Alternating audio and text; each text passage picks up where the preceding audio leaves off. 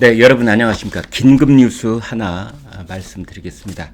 지금 우리나라에서 이 정치적 가장 큰 쟁점 중에 하나는 한덕수 총리 후보자 임명 동의안을 국회에서 표결 처리하는 문제입니다. 이것을 국회 본회의에 상정하느냐 그 여부부터가 아주 뜨거운 핵심 쟁점으로 되어 있지요. 그래서 이제 그 가운데 오늘 전격적으로 더불어민주당과 국민의힘이 17일 합의를 내놓았는데 오늘 지금 방금 전에 내놓은 겁니다. 오는 20일 금요일입니다. 금요일 국회를 열어서 국회 본회의를 열어서 한덕수 국무총리 후보자 인준안 표결을 진행하기로 그렇게 전격적으로 합의를 했습니다. 다시 한번 말씀드립니다. 더불어민주당의 진성준, 국민의힘의 송언석 원내 수석 부대표가 오늘 함께 밝힌 내용에 따르면 국회는 오는 20일 금요일이 되겠습니다. 국회 본회의를 열어서 한덕수 국무총리 후보자 인준안을 표결에 붙이기로 합의를 했습니다. 이들은 왜 이렇게 전격적인 합의에 이르게 된 것일까요? 거기에 대해서 대략 7가지로 그 원인과 전망에 대해서 분석을 말씀드리겠습니다. 일단은 이제 겉으로 피상적으로 드러난 것은 국민의힘의 소속 국회의원들은 아마 자유표결의 형식을 취할 겁니다. 별도로 의원총회를 열지 않고 알아서 표결들을 하라. 그래도 아마 100% 한덕수 총리 후보자 인준 표결에 찬성을 할 것이다. 이제 문제는 더불어민주당하고 정의당입니다. 여기에서는 한덕수 총리 후보자에 대해서 반대하는 의견들이 사뭇 있기 때문에 자칫하면은 과반이 한덕수 임명 동의안에 부결표를 던지면 이제 한덕수 총리 후보자가 낙마를 하게 되는 겁니다.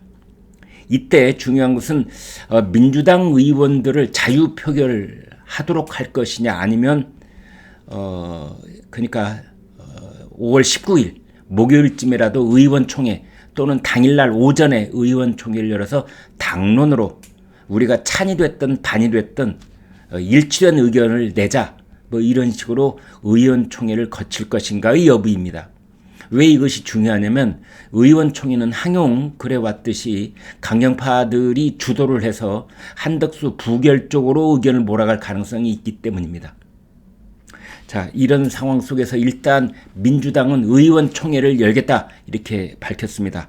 그래서 의원총회를 열어서 한덕수 국무총리 후보자에 대한 임명 동의 여부를 찬반 여부를 당론으로 결정을 해서 찬이 됐든 반이 됐든 100% 동일한 목소리를 내자 지금 이렇게 되어 있습니다. 왜 그러면 오늘 여야 중요 정당의 수석 원내 부대표는 20일 날 본회의를 열기로 그렇게 합의를 했을까요? 첫 번째, 국민의힘도 더불어민주당도 윤석열 대통령 정부도 이른바 벼랑 끝 전술을 쓰고 있습니다. 끝까지 간다 이겁니다.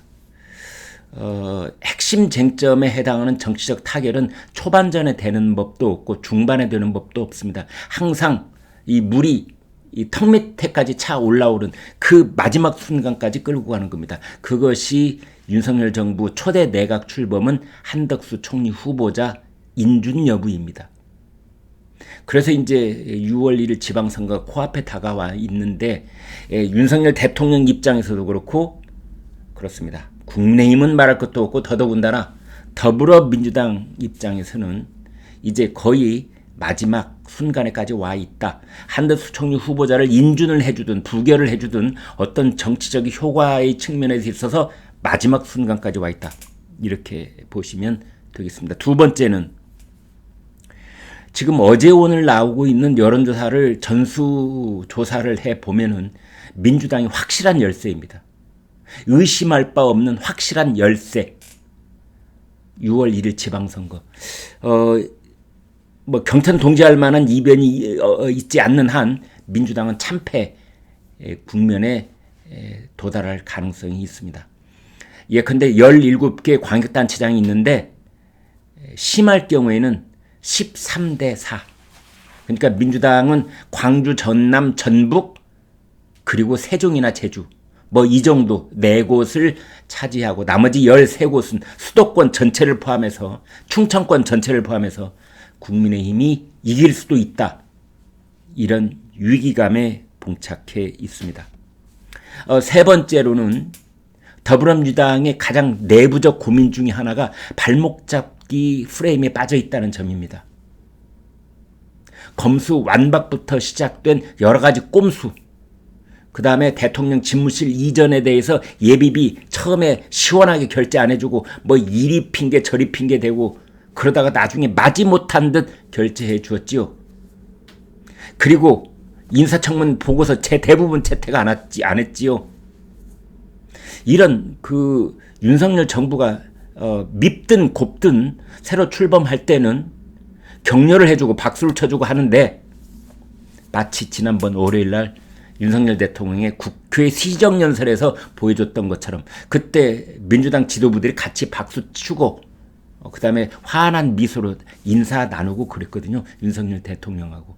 아마 그 월요일날 윤석열 대통령의 국회 시정연설도 이와 같은 합의에 이르는 변화 요인이 하나 됐을 겁니다. 아무튼 발목 잡기 프레임 이걸 더 이상 끌고 나가면 진짜 걷잡을 수 없는 참패에 도달할 수도 있다. 그 다음에 네 번째는요. 이게 가장 중요할 수도 있습니다.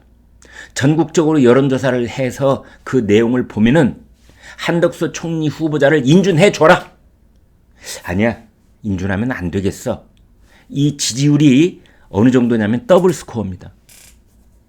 처음에는 한덕수 총리를 찬성하는 쪽이 약간 앞서 있는 그런 여론조사가 태반이었는데 시간이 흐르면 흐를수록 한덕수 총리 후보자가 나름대로 매우 본인 스스로를 그리고 배우자를 포함해서 관리를 매우 잘해왔습니다.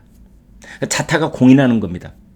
인사청문회 이후로 한덕수 총리 후보자 쪽에서 배드 뉴스가 하나도 없었습니다. 그러면 잘해왔다는 뜻입니다. 그런 것이 축적된 결과로 여론조사 전국적으로 호남만 빼놓고 전국적으로 한덕수 총리 후보자를 통과시켜줘라. 이것이 통과하지 말아라. 이것의 2배 차이로 드러나고 있습니다. 그 다음 5번째, 이 지렛대 레버리지 문제입니다. 더불어민주당은 레버리지를 2개 갖고 있었습니다. 한동훈, 정호영, 한동훈 법무장관 후보자, 정호영 복지부 장관 후보자. 한덕수는 레버리지처럼 말했지만 사실은 한덕수 카드까지 끝까지 물건을 생각은 없었습니다. 그거는 물밑 대화에서 이미 취재가 다 돼 있습니다. 민주당 지도부가 비공개 사석에서는 국민의힘 지도부 또는 대통령 집무실 쪽, 한덕수 국무총리 쪽 이쪽을 향해서 당신까지 우리가 발목 잡을 생각은 없다. 그러나 나머지 한동훈과 정호영은 좀 낙마를 하는 게 우리들의 카드다.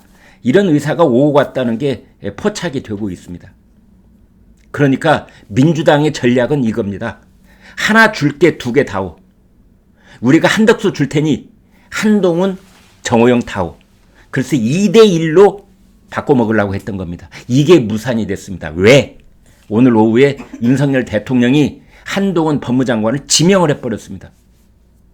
그리고 더더군다나 한동훈 법무장관은 지난번 인사청문회에서 전 국민한테 박수를 받았습니다. 반면에 더불어민주당의 그 강경파 초선 의원들이 대거 법사위에 나와서 그냥 험한 말 한번 쓰겠습니다. 개판을 치고 말았습니다. 뭐 개그 콘서트 이런 개그 콘서트가 없네. 술 먹고 왔느냐. 뭐 이런 거에서 비롯해서 뭐 이모집이 어떻고 이모씨 그 이모였다는 거 아닙니까?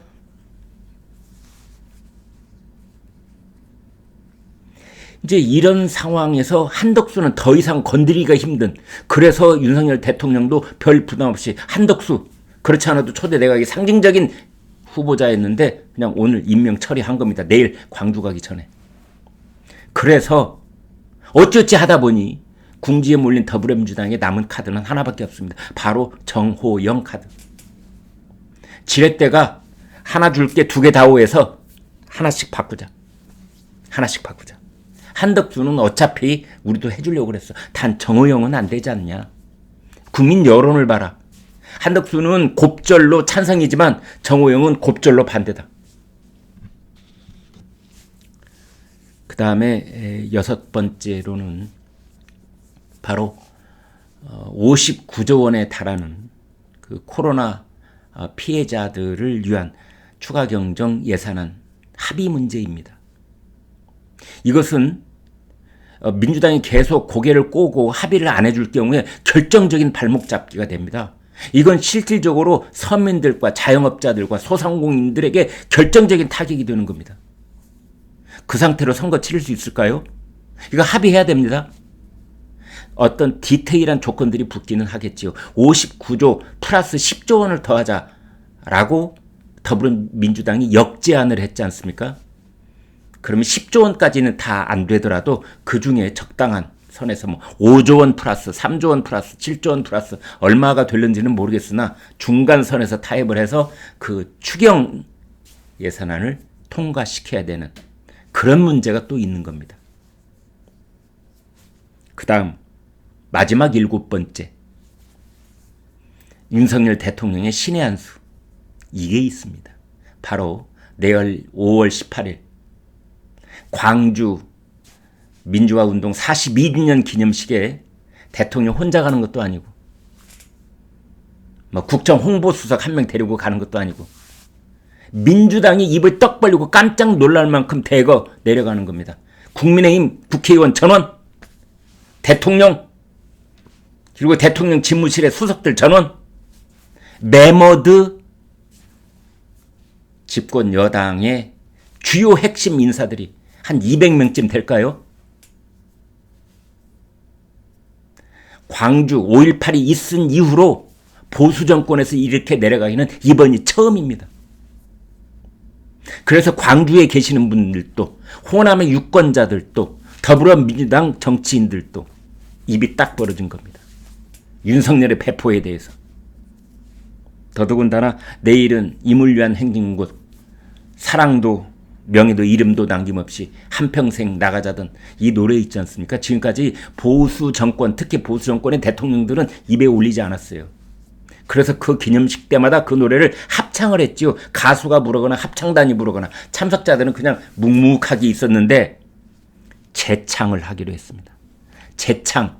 함께 부른다. 불러야만 되는 노래가 재창입니다. 애국가는 합창이 아니고 애국가 재창입니다.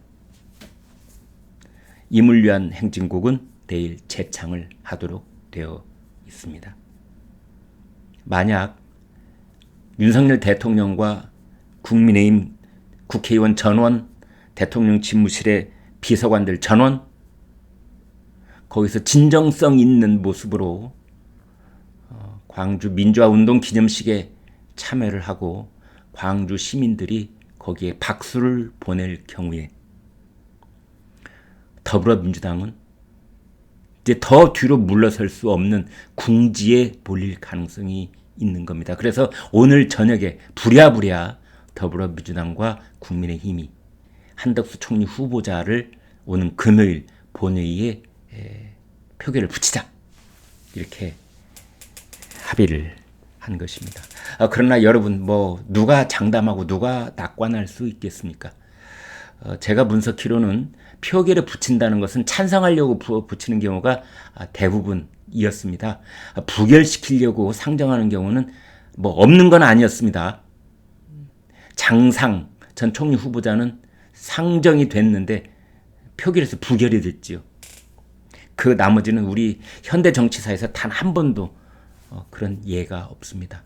한덕수 총리 후보자는 어떻게 될는지 여러분은 어떻게 보십니까? 이런 상황 속에서 더불어민주당, 그 다음에 국민의힘, 그리고 윤석열 대통령 정부, 어떻게 보면 마지막까지 온 겁니다. 이제 18명 국무위원 중에 딱 한 사람 남았고 나머지 전부 임명이 됐습니다. 오늘 한동훈 법무장관, 김현수 여성가족부 장관, 이제 한 명 남았습니다. 정호영.